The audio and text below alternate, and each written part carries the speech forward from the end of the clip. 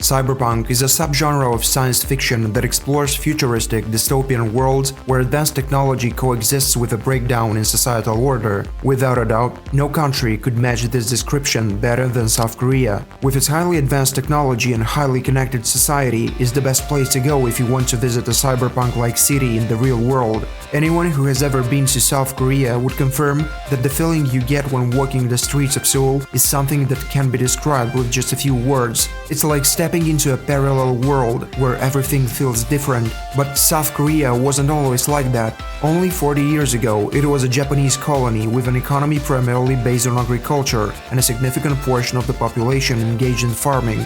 In just a few decades, it grew to be one of the technological leaders of the world. However, it all came with a huge cost. Under the shiny facade of glass buildings and neon lights lies the dark part of this place, which not many people will tell you about. South Koreans consider themselves unhappy. They believe that their lives are ruined. This could be confirmed by the fact that South Korea has the highest number of suicides in the world, and young people are seeking to leave the country. But why? To understand this, we should get back to the roots. Before South Korea became what it is today, its people had to endure tens of years of forced labor and inhumane treatment. During the period of Japanese colonization of Korea, which lasted from 1910 to 1945, there were various instances of Japanese atrocities and abuses inflicted on the Korean population. You see, to say that the Japanese simply annexed Korea would be to say nothing. They were performing a massive genocide of the Korean population, trying to erase Korean history in an attempt to convert Korean people to Japanese, similar to what's happening today in the occupied territories of Ukraine.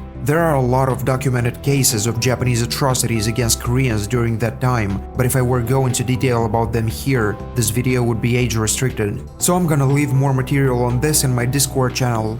In the first place, the Korean language was prohibited in Korean schools. Instead, students were taught about Japanese history. If someone attempted to speak Korean in the street or any public place, they were either beaten or locked up. Men and women were forced to labor in inhumane conditions in industries like mining and construction. Koreans who couldn't work were sent into the Japanese army, where they were usually used as cannon fodder. But perhaps the most contentious of these things was when thousands of Korean women were drafted into becoming comfort women, literally enslaved prostitutes that had to serve the Japanese military. Up to 500,000 comfort women are estimated to be taken by the Japanese army. Every single woman faced up to 40 men per day, and only less than 50 are still alive to this day. Unsurprisingly, anti-Japanese sentiment still exists in South Korea to this day. However, after the Second World War, the Japanese finally left, but that's not when it ended. The country was divided into two parts, the US-backed South and the Soviet-backed North. Shortly after, the North invaded the South, causing a war that destroyed all the industry and infrastructure in the South. At the end of this war, the South Koreans were devastated. Most of the population was illiterate and the economy was agriculture. But that was until the Korean miracle happened. In short, the government made an unprecedented decision to revive the Korean economy through several specially chosen family-owned companies. These companies, known as chaebols, were not playing by the same rules as everyone else. They received special advantages from the Korean government, like financial support, export promotion, and everything they would need in exchange for spectacular results and economic growth. Basically, chaebol companies were playing the game using cheat codes, and the result was not long in coming. Very soon, Samsung, Hyundai, LG, and SK, from making plywood and human hair wigs, started producing automobiles, cell phones, and everything we know and use today. And suddenly, they needed not just a workforce, but an intelligent workforce. That's when the education craze began in South Korea.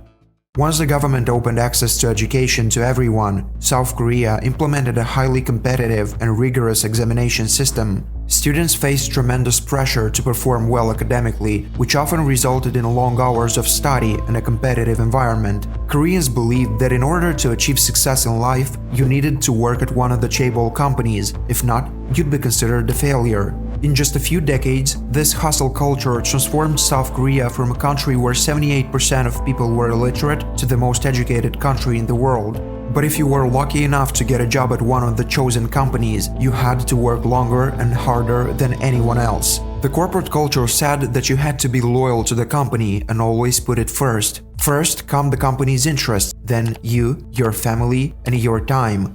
Basically, you should sacrifice your life for your job, and it's not sufficient to spend long hours working on evenings and weekends. After work, you should spend time with your co-workers as well, and go home only when your boss says so.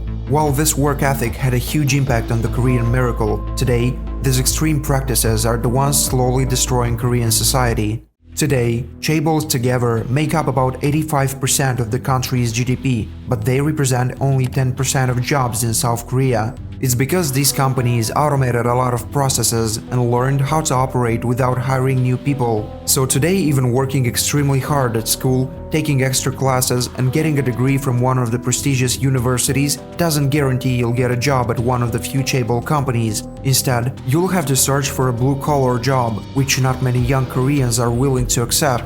대기업에 가고 싶다는 선택지인 거죠. 전혀 없어요. 왜냐하면 우선 임금 격차가 많이 납니다. 거의 2배 가까이 나고 복지 같은 경우도 차이가 많이 나고 사실 그런 것보다도 시선인 것 같아요. 주변에서의 시선. 대기업을 못 가면 실패한 인생.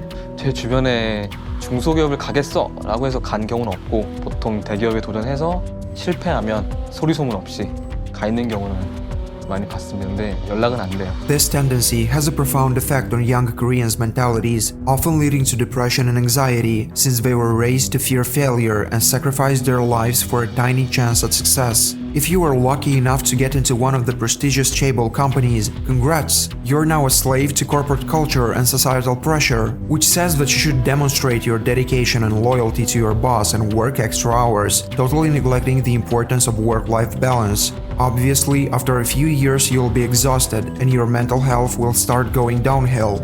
However, if you dare to seek professional therapy, you'll be labeled as lazy and weak by co-workers and society, and you'll be told that you should have worked more hours instead of trying to find excuses. And you'll keep working and working until one day your head hits the keyboard and you become a part of the statistic.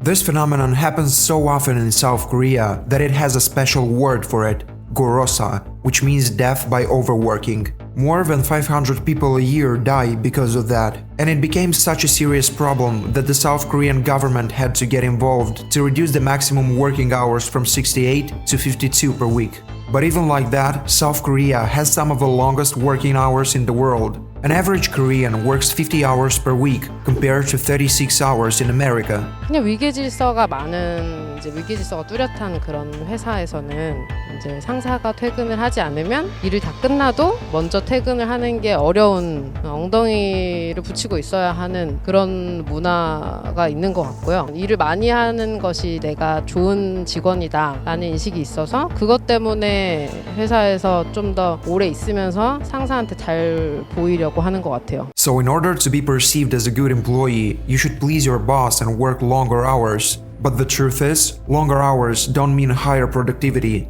In 2014, research done by John Pankovel found that there is a non-linear relationship between working hours and productivity. While productivity increases with more hours up to a certain point, working beyond that point results in diminishing returns. Simply put, the more hours you work, the less productive you become. Instead, depression and anxiety are a guaranteed achievement. This is the Han River, which flows through Seoul. It is considered to be one of the most popular places for suicide attempts. As more and more people live under constant pressure and fear of being rejected by society, this tendency has recently increased in popularity. In the last 5 years, a total of 3,000 people threw themselves into the river. Corporations, on the other hand, are the ones who really profit and use Koreans as consumables because they don't really care. If you worked incredibly hard but suddenly died of exhaustion or jumped off the bridge, sure, that's very sad, but there are tens of thousands of other people waiting behind the door to take your place. In fact, even the government can hardly change anything about it because chaebol companies have grown to be so huge and influential that the entire South Korean economy is depending on them. It means that if one of the companies goes bankrupt, the entire country's economy would be at risk. That fact gives them so much freedom to do whatever they want that the level of arrogance becomes extreme. In 2014, Heather Cho, who was the vice president of Korean Air and the daughter of the airline's chairman, became enraged when a flight attendant served her macadamia nuts in a bag rather than on a plate in the first-class cabin. When the chief flight attendant tried to explain that the nuts were bagged in their original packaging in keeping with the airline's procedures, Cho ordered the plane to immediately return to the gate before departure and to remove the chief flight attendant from the flight. The incident was satirically called the Nut Rage and garnered widespread public attention and criticism for the abuse of power and the violation of aviation regulations. Cho faced legal consequences this time, but that's only because the case was made public. We'd never know how many similar situations are happening every single day and how workers are treated behind closed doors. However, we could get a general impression by looking at the statistics. South Korea has the highest suicide rate and the lowest fertility rate among the 38 OECD member nations. Many young Koreans frequently cry out online "Iseengman," an abbreviation of the Korean phrase literally meaning "this life is ruined." Unlike their parents, the younger generation starts to understand that this kind of life in a forever competitive and success-driven economy is like a rat race that ultimately leads to exhaustion and depression rather than happiness.